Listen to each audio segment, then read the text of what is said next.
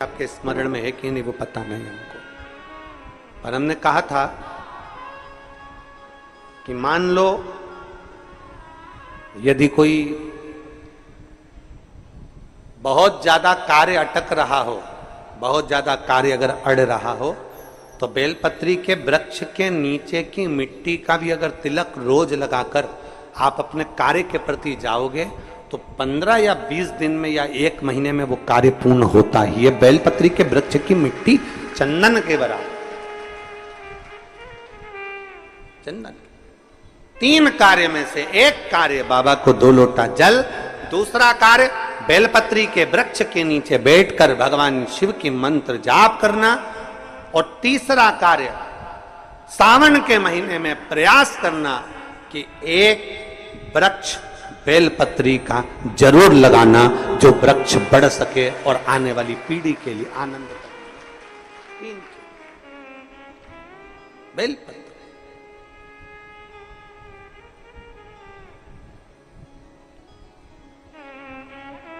शिव का नाम लेकर, भगवान शंकर की स्तुति कर शिव के करीब,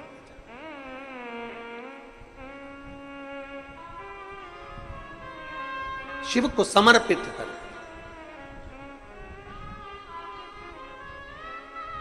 भाव से ये भाव रखकर लगाना कि हम जिंदा हैं तो बेलपत्री का पत्ता, बेलपत्र हम भगवान शिव को चढ़ा रहे हैं, बेलपत्र हम शंकर को चढ़ा रहे हैं।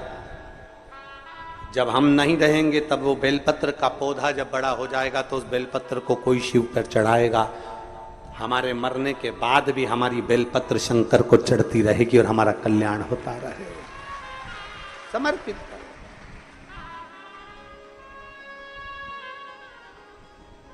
बाबा को समर्पित। 3 चीजें, एक सावन के महीने में 2 लोटा, जम के बोलो जरा, जल, सारी समस्या का हल। दूसरा बेलपत्र के वृक्ष के नीचे श्री शिवाय नमस्तुभ्यम, या पंचाक्षर मंत्र नमः शिवाय, या षडाक्षर मंत्र ओम नमः शिवाय। परंतु पुरुष और स्त्री दोनों पंचाक्षर और षडाक्षर मंत्र को जरा समझना। अगर पुरुष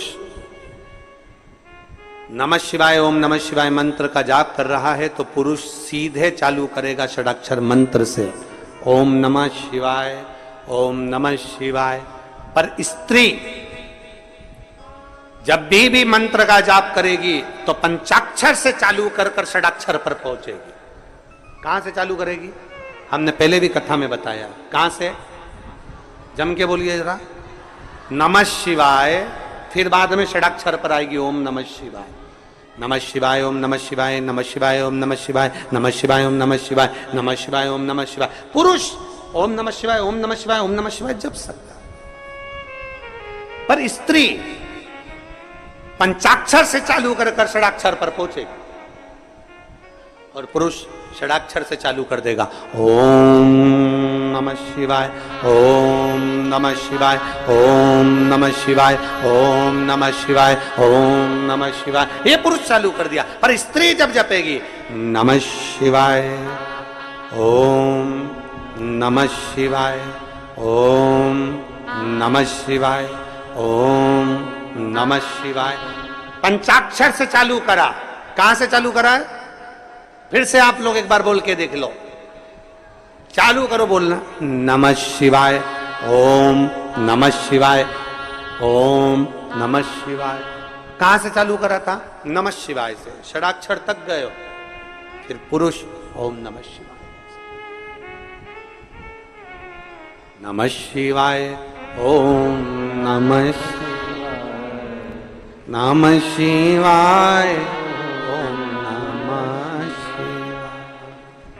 पंचाक्षर से षडाक्षर तक। फिर से बोलो एक बार, बोलो चलो, नमः शिवाय ओम नमः शिवाय ओम नमः शिवाय। नमः शिवाय, ओम नमः शिवाय, नमः शिवाय, ओम नमः शिवाय। पंचाक्षर से षडाक्षर की ओर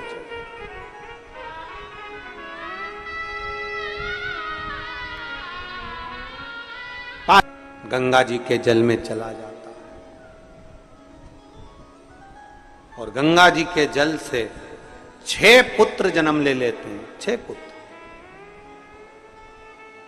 जिनका नाम कृतिकाओं ने एक कर कर षडानंद कार्तिकेय रख दिया। कार्तिक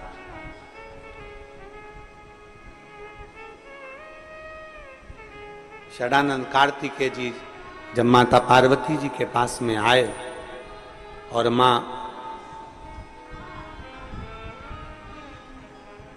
माता पार्वती जी के पास में आते हैं और माता पार्वती जी को प्रणाम करते हैं, बाबा भोलेनाथ जी को प्रणाम करते हैं, औगड़दानी को नमन करते हैं, प्रणाम करते हैं, दंडवत करते हैं, साष्टांग करते हैं, फिर तारकासुर का संहार करने के लिए जाते हैं। अपने घर से जब निकलो पहले 1 लोटा जल महादेव को समर्पित करो। घर में जो बुजुर्ग हैं, बड़े हैं, उनके चरण छुओ। माता पिता भाई भाभी जो घर में बड़े हैं उनके चरण छुओ। क्यों? क्योंकि शास्त्र कहता है जब घर से निकलते हैं 1 लोटा जल चढ़ाकर चरण छूकर जब हम अपने काम के लिए जाते हैं तो हमारे साथ अपने माता पिता का तप बल भी हमारे साथ, महादेव की कृपा भी हमारे साथ जाती है।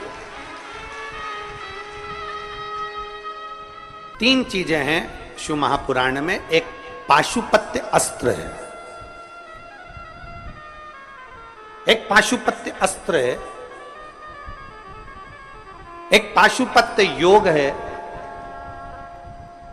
और एक पाशुपत्य व्रत है। 3 चीजें। पाशुपत्य योग, पाशुपत्य अस्त्र, पशुपति व्रत। पशुपति अस्त्र को, पाशुपत्य अस्त्र को हम धारण नहीं कर सकते क्योंकि हम में इतना बल नहीं है कि हम भगवान से पशुपति अस्त्र लेकर आ जाएं और अपनी रक्षा कर लें। हम में बल नहीं है, हम इतना तप, हम इतनी साधना, हम इतना व्रत नहीं कर सकते।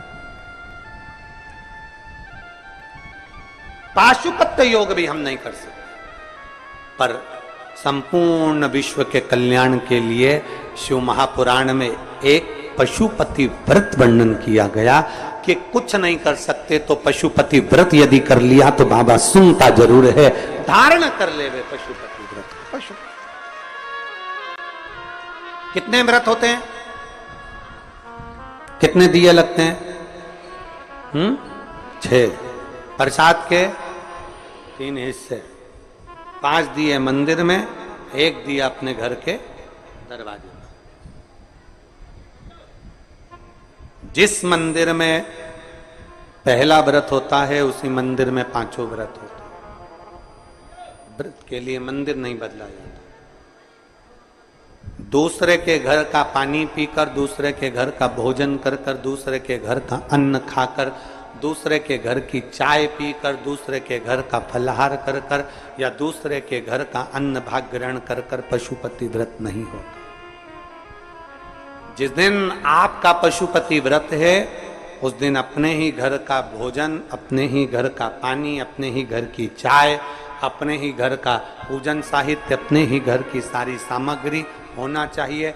दूसरा व्रत तुम्हारा, आज सोमवार का पशुपति व्रत है, तुम किसी से मिलने चले गए, उसके घर का पानी पियाए या उसके घर की चाय पियाए, व्रत खंडित हो जाता है। उस व्रत का कोई मूलता नहीं। जिस दिन तुम्हारा व्रत है उस दिन पूजन का सामान भी तुम्हारे घर का होना चाहिए, जल भी तुम्हारे घर का होना चाहिए, भोजन भी तुम्हारा, प्रसाद भी घर में। यहां तक कहा गया कि पशुपति व्रत में बाजार का प्रसाद नहीं लाना, घर में मीठा बनाना है। खीर बना लो, हलवा बना लो, तुम्हारी मर्जी पड़े जो बनाओ, मीठा चावल बनाओ, चाहे पुआ बनाओ, तुम्हारी मर्जी पड़े, चाहे तुम मालपुआ बनाओ, चाहे तुम रबड़ी बनाओ, खीर बनाओ, तुम जो बनाओ, पर घर में बनाओ। उतना बनाओ जिसके 3 हिस्से हो जाएं, 2 हिस्से मंदिर में, 1 हिस्सा अपने साथ आ जाए। जब भोजन ग्रहण करो शाम को, वो प्रसाद का जो हिस्सा लेकर आए हो वो पूरा खाओ पहले, फिर प्रसाद लेने के बाद फिर भोजन। पशुपति व्रत में ऐसा वर्णन नहीं है कि तुम नमक नहीं खाओगे या ये नहीं खाओगे या वो नहीं खाओगे। शाम के समय भोजन करना है। अब शाम को भोजन करना है तो पहले भगवान का पूजन कर कर जो प्रसाद लेकर आए हो वही प्रसाद का हिस्सा पहले खाओ, फिर भोजन करो। बस इतना जरूर याद रखो कि दूसरे के घर का अन्न नहीं, दूसरे के घर जाकर पानी मत पियो, दूसरे के घर जाकर चाय मत पियो। जिस दिन सोमवार का तुम्हारा पशुपति व्रत है उस दिन अपने घर में रहकर भगवान की भक्ति कर कर भाव से पूजन करो।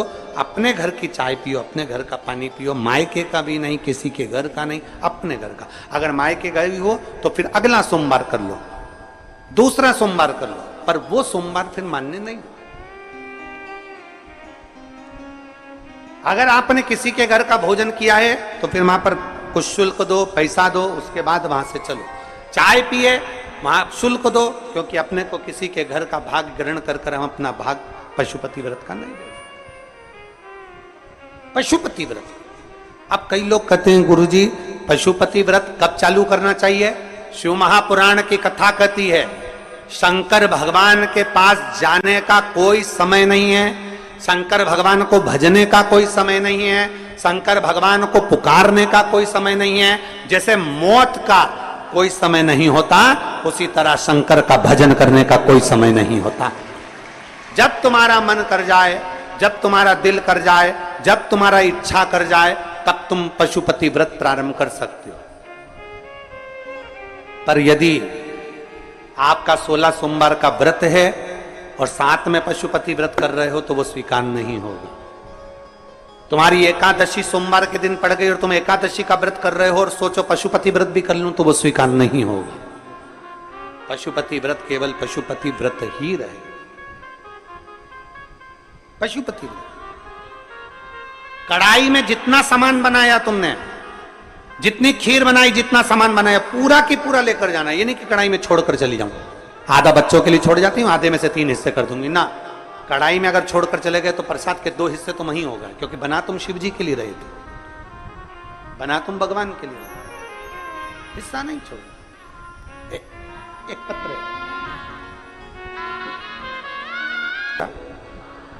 कलयुग केवल नाम धारा, नाम।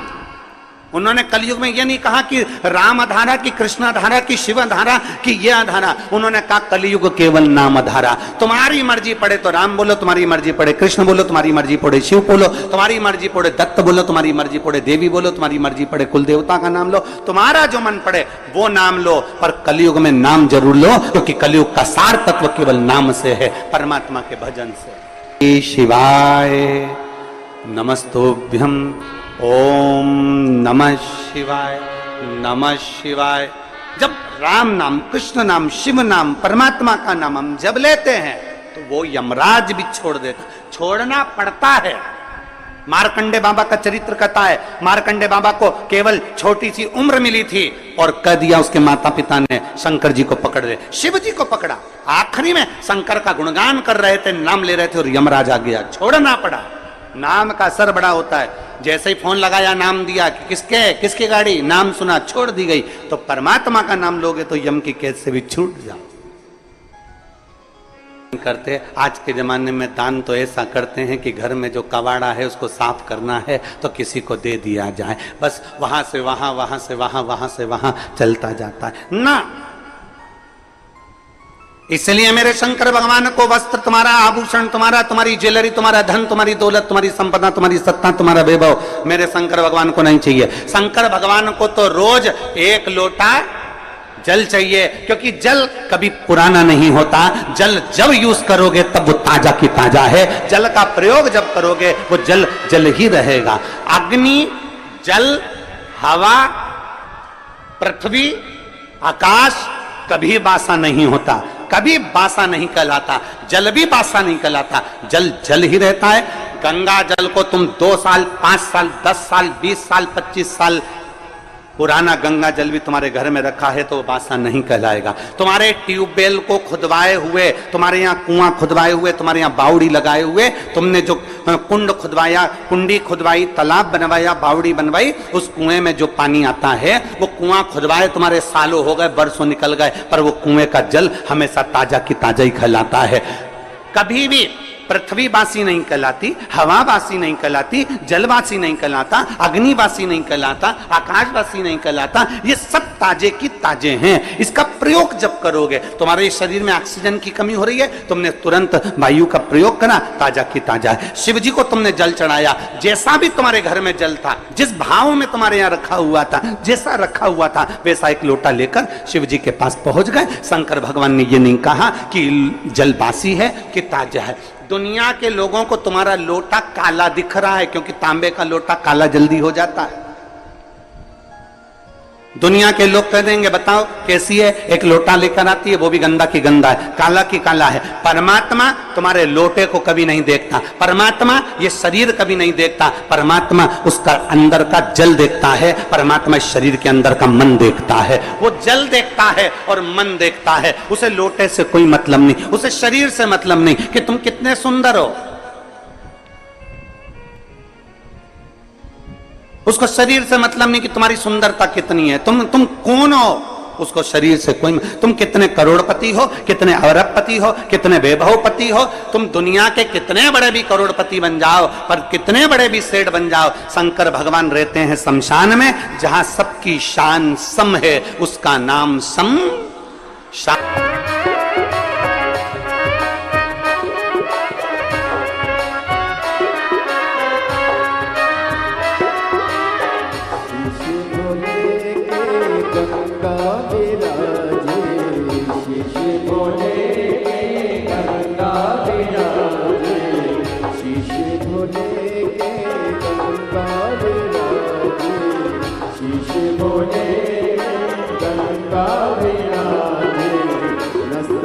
गंगा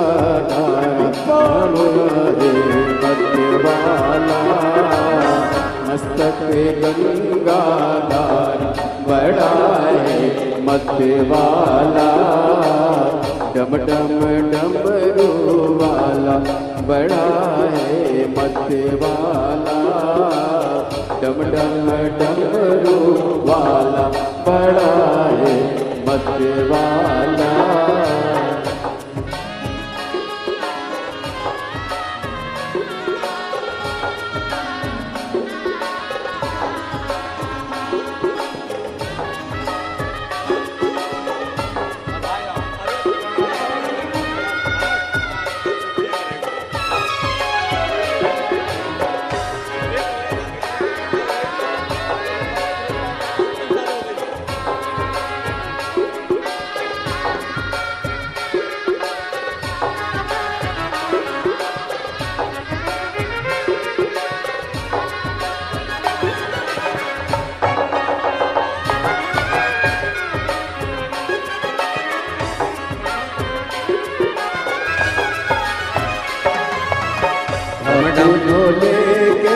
डमरू विराजे हाथ भोले के, डमरू विराजे, डमरू विराजे हाँ डमरू विराजे, डमरू विराजे हाँ डमरू विराजे, हाथों में त्रिशूल वाला बड़ा है मत वाला, हाथों में त्रिशूल वाला बड़ा है मत वाला, डम डम डमरू वाला बड़ा है मत वाला, डम डम डमरू वाला बड़ा है मत वाला।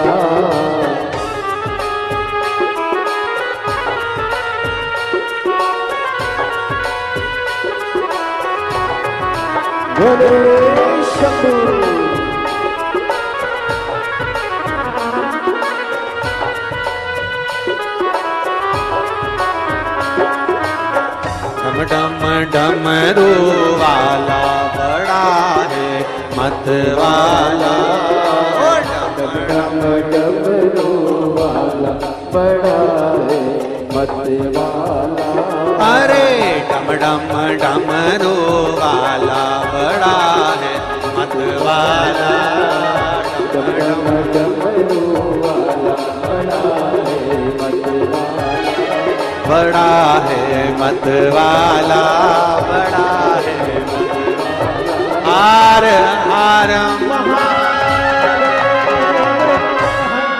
अपने स्थान पर बैठकर बाबा से, आज प्रदोष का दिन है, बड़े भाव से दिल से बाबा से प्रार्थना करिए, हृदय से बाबा से विनय करिए।